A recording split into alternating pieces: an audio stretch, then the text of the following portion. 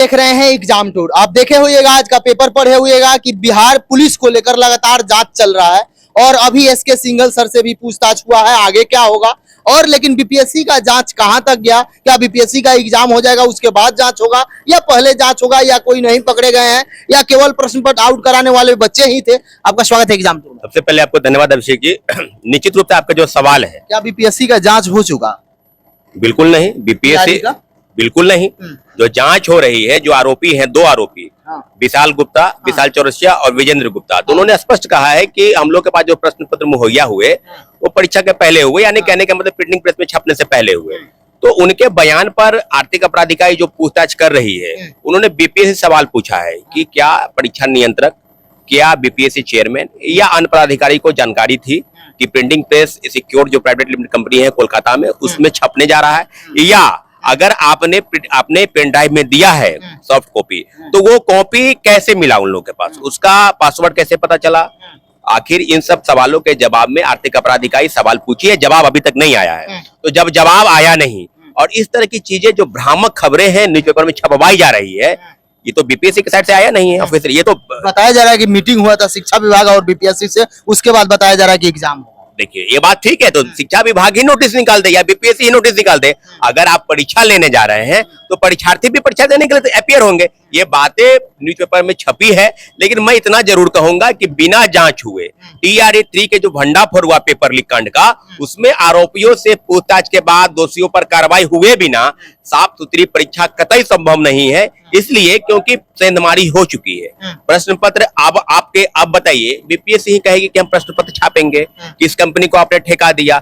Secure private company को ठेका आज नहीं, 64वीं से लेकर 69वीं तक सिविल सेवा के दिए गए, और उसके पहले एग्रीकल्चर के पेपर जो एक। अरे भाई, पेड कोर्स खरीद के थक चुके हैं आप, तो आ जाइए ऑफिसर्स एकेडमी के यूट्यूब चैनल पर। जी हां, ऑफिसर्स एकेडमी पूरी तैयारी करा रहा है फ्री में यूट्यूब चैनल पर, क्वालिटी कंटेंट दे रहा है 24 घंटे लाइव।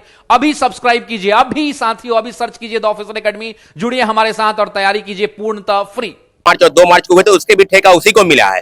तो ये विशाल गुप्ता हुआ, विशाल चौरसिया हुआ, या विजेंद्र गुप्ता का जो बयान है, बिल्कुल अब हम लोग मान के चले कि चोर को फिर आप ठेका दे रहे हैं या बीपीएससी परीक्षा आयोजित करने जा रही है, तो कैसे हम सब मान लें। अभी तो चोर अंदर ही बैठा है, आप उसको बाहर निकालिए। आर्थिक अपराध इकाई से, जैसे एसके सिंघल से जो पूछताछ हुई है, पूर्व डीजीपी राज्य के और केंद्रीय चयन पुलिस परिषद के अध्यक्ष थे, उनको सिर्फ पद है, लेकिन हम लोग को पता जो चल रहा है कि 2 से 3 दिन में उनकी गिरफ्तारी कभी भी संभव है। हाँ, गिरफ्तारी हो, क्योंकि उन्होंने हम जो 23,500 पद में 10,000 से ज्यादा पद वो बेच चुके थे।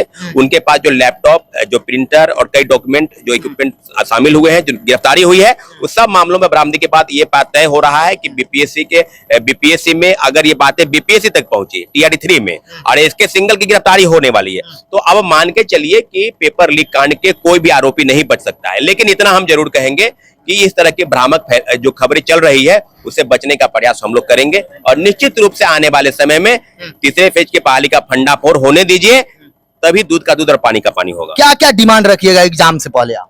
देखिए, सबसे पहले जो डिमांड हम लोग का है कि TRA 1 में जो याचिका दायर हुई है, जिसको 19 अप्रैल को सुनवाई होनी है, उस पर माननीय उच्च न्यायालय का फैसला आने दीजिए। TRA 2 पर याचिका दायर हो गई है सप्लीमेंट्री रिजल्ट को लेकर, लेकिन तीसरे फेज की बहाली के पहले जो हम लोग की डिमांड थी, खासकर सीटेड अपेयरिंग की लेकर, जो नहीं सुनी गई, तो उसके पहले जो उम्र संबंधित मांग है, जो 10 वर्ष की उम्र की छूट है, जो TRA 1 से खत्म हो गया है, उनको कम से कम तीसरे फेज के बहाली में थोड़ा दिन मौका दे दीजिए, और उसका फॉर्म आप अप्लाई करवा लीजिए, और ताकि परीक्षा जो है उसमें शामिल हो सके। दूसरा प्रमुख मांग है, सप्लीमेंट्री रिजल्ट नहीं आया। अब कई लोग कह रहे हैं कि आप एक तरफ भ्रष्टाचार का आरोप भी लगा रहे हैं, हम तो बिल्कुल हम क्यों लगाएंगे। जो पेपर लीक कांड के आरोपी हैं, 300 गिरफ्तारी हजारीबाग से हुई, उनका तो स्पष्ट मानना था कि हम लोग 300 लोग कहाँ हैं? 300 लोग जेल में बंद है, जिसमें 88 लोग को जो है एंटीसिपेटरी बेल मिला। 88 लोग को मिल गया? हाँ, 88 लोग को मिल चुका है, क्योंकि उसमें महिलाएं और दिव्यांग शामिल है। तो यही तो सवाल है कि कोई महिला हो या दिव्यांग हो या पुरुष हो, कानून तो सबके नजर में एक बराबर है। पेपर लीक कांड में वो लोग पैसा देकर और लग्जरी बस से हजारीबाग से आ रहे थे, आप बताइए, कोहिनूर बैंक्वेट हॉल में उन लोगों को बैठाया गया। तो हम लोग तो क्या मान के चले कि अगर आप, कई मंत्रियों के बयान है, राज्य सरकार के बहुत बड़े मंत्री, जो माननीय मुख्यमंत्री जी करीबी नेता है, उन्होंने कहा है कि कुछ नहीं हुआ है, पेपर लीक ऐसा कुछ बात नहीं है। अरे भाई, जांच चल रहा है, जांच के आधार पर आगे बढ़ रही है, और आप बयान दे रहे हैं, ये बिल्कुल गैर जिम्मेवार बयान है। 7 दिन जो मांगा गया था बीपीएससी से नोटिस देकर कि आप इसका लिखित दें, 12-15 प्रश्न किया गया था, उसका क्या हुआ? अभी तक उस पर आर्थिक अपराध इकाई ने कोई अब तक बिंदु मतलब जवाब नहीं दिया है। ये आर्थिक अपराध इकाई को जवाब देना है या रिपोर्ट सौंपनी है कि बीपीएससी के चेयरमैन से जो सवाल पूछे गए थे या बीपीएससी के अधिकारियों से, उसका जवाब क्या आया। क्योंकि जो प्रिंटिंग प्रेस में प्रश्न पत्र छपने से पहले इन लोगों के पास कैसे मुहैया हुआ, ये तार सिर्फ बिहार में नहीं जुड़े हैं, उत्तर प्रदेश से कई शहरों से, लखनऊ, इलाहाबाद, कानपुर, बरेली, आगरा, गोरखपुर और बनारस, इन सब शहरों में प्रश्न पत्र मुहैया कराकर जो सेटिंग गेटिंग के तहत लोगों से पैसा लेकर और वहां से ट्रेन के माध्यम से हो, बस के माध्यम से हो, एम्बुलेंस के माध्यम से हो, बिहार के विभिन्न परीक्षा केंद्रों पर पहुंचाया गया है। विद्यार्थी ये आरोप लगा रहे थे कि एग्जाम तो कैंसिल हो गया, अब एग्जाम कब होगा इसको लेकर बेचैन थे, उनको क्या कहिएगा? वाह, आपके मन में जो सवाल है, इस सवाल का जवाब आप स्वयं ले लीजिए। जब चोर अभी पकड़ा नहीं गया हो, उसमें सेंधमारी हो चुकी है, तो फिर आप करेंगे परीक्षा कब होगा? विद्यार्थी अकबका जाते हैं तुरंत। देखिए, उनके मन में जो सवाल है ना, वो चाहते हैं कि हमको तुरंत नौकरी मिल जाए। तो एक बात आप जान लीजिए कि अगर परीक्षाएं होंगी तुरंत बिना आरोपी गिरफ्तारी के, तो फिर वही होगा, वही लोग पैसा देकर सेटिंग गेटिंग के तहत बहाल हो जाएंगे और आप रंगते रहिए ना, 100 प्रश्न पत्र मिलाते रहिए, आंसर की मेरा इतना सही हो गया, आप फिर हम लोग प्रोटेस्ट करने आएंगे, आप फिर आप लोग भी शामिल हो जाइएगा। आप लोग इतना न रखिए। आपके चैनल के माध्यम से हम कहना चाहते हैं कि आप लोग भरोसा रखिए, आर्थिक अपराध इकाई की जांच की टीम का रिपोर्ट आने दीजिए।